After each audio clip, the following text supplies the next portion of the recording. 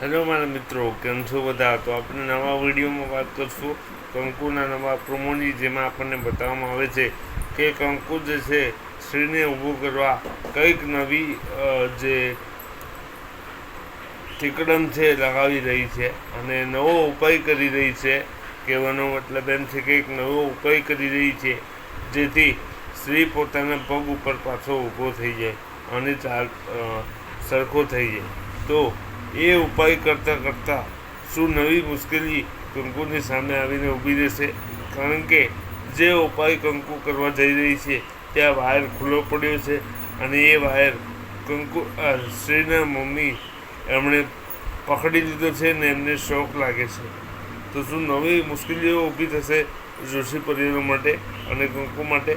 આ બધું નવા એપિસોડમાં આપણને જોવા મળશે અને એ જોતા રહો કે કંકુનો આ ઉપાય સફળ થશે કે નહીં.